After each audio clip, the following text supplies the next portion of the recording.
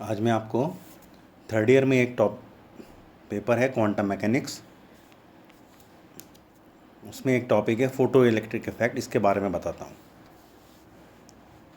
तो photo electric effect क्या होता है कि जब किसी धातु के पृष्ठ पर एक विशिष्ट आवृत्ति से अधिक आवृत्ति का प्रकाश डाला जाता है तो धातु के पृष्ठ से इलेक्ट्रॉन उत्सर्जित होते हैं। इस घटना को प्रकाश विद्युत प्रभाव कहते हैं। और जो इलेक्ट्रॉन उत्सर्जित होते हैं उनको अपन फोटो इलेक्ट्रॉन कहते हैं। और उसके कारण जो प्रवाहित धारा बहती है, उसके कारण जो धारा प्रवाहित होती है उसको प्रकाश विद्युत धारा कहते हैं।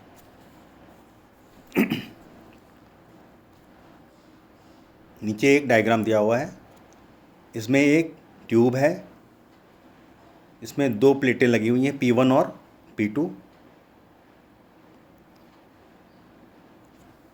उसके नीचे एक पोटेंशियल डिवाइडर दिया हुआ है।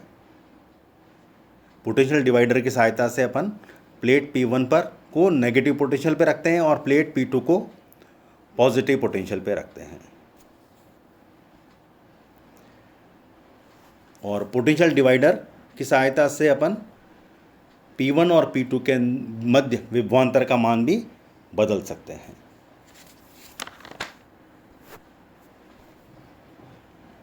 तो हम देखते हैं कि प्रकाश विद्युत प्रभाव के कारण एक विशिष्ट आवृत्ति से अधिक आवृत्ति के प्रकाश के लिए प्लेट P1 से फोटो इलेक्ट्रॉनों का उत्सर्जन होने लगता है।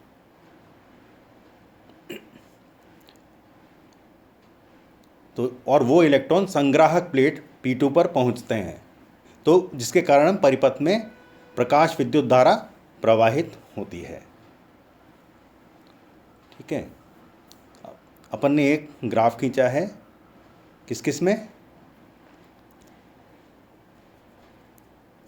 एक निश्चित आवृत्ति लिए और प्रकाश की दो अलग अलग तीव्रताओं के लिए प्रकाश विद्युत धारा I तथा प्लेटों P1 और P2 के मध्य वोल्टता के मध्य ग्राफ खींचते हैं, जो कि अपन को चित्र के अनुसार प्राप्त होता है। इस ग्राफ को देख के अपन ये परिणाम निकाल सकते हैं, प्लेट P2 पर धनात्मक विभव बढ़ाने पर प्रकाश विद्युत धारा पहले तो बढ़ती है और फिर संतृप्त हो जाती है, अर्थात विद्युत धारा का मान स्थिर हो जाता है।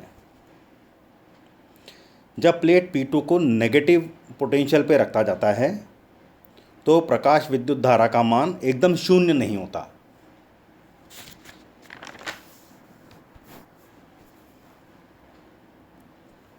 फिर क्या करते हैं, प्लेट P2 पर नेगेटिव विभव बढ़ाने पर इसके एक विशेष मान -V0 पर प्रकाश विद्युत धारा का मान शून्य हो जाता है, जिसको अपन निरोधी विभव कहते हैं।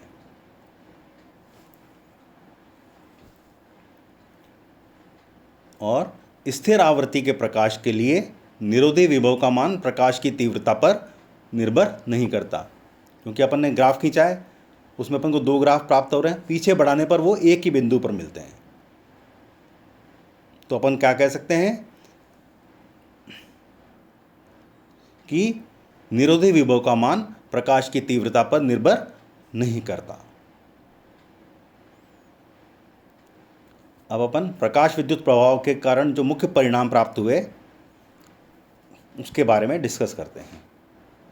तो पहला परिणाम जो मिलता है वो ये है, आपतित प्रकाश की निश्चित आवृत्ति पर प्रकाश विद्युत धारा आपतित प्रकाश की तीव्रता के समानुपाती होती है। दूसरा, निश्चित आवृत्ति के आपतित प्रकाश के लिए निरोधी विभव V0 प्रकाश की तीव्रता पर निर्भर नहीं करता, अर्थात उत्सर्जित फोटोन इलेक्ट्रॉनों की अधिकतम गतिज ऊर्जा 1/2 mv max स्क्वायर प्रकाश की तीव्रता पर निर्भर नहीं करती।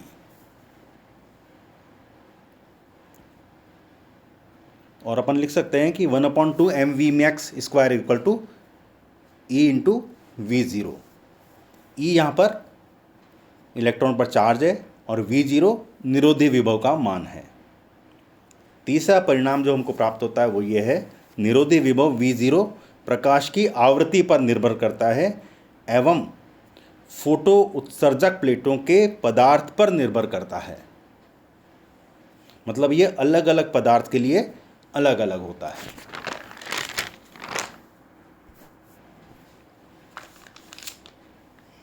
एक निश्चित आवृत्ति μ0 से कम आवृत्ति के प्रकाश के लिए फोटो इलेक्ट्रॉन उत्सर्जित नहीं होते।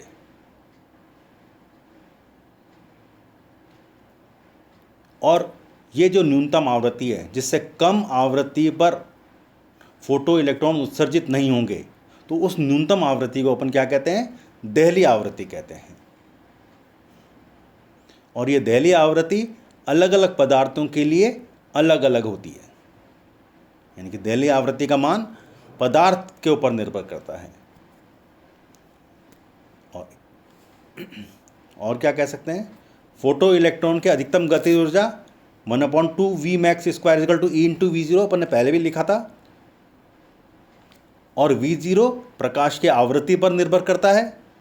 अतः क्या लिख सकते हैं अपन, अतः फोटो इलेक्ट्रॉनों की अधिकतम गतिज ऊर्जा प्रकाश की आवृत्ति पर निर्भर करती है। एक ये महत्वपूर्ण परिणाम प्राप्त होता है।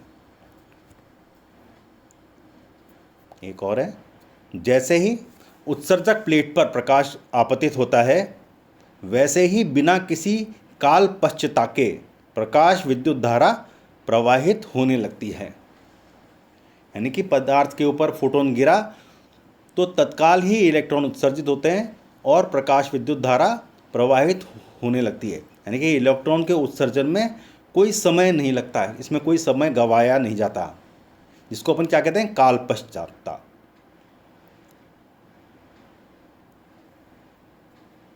बस आज के लिए इतना ही, इसके आगे का नेक्स्ट टाइम पे लेंगे।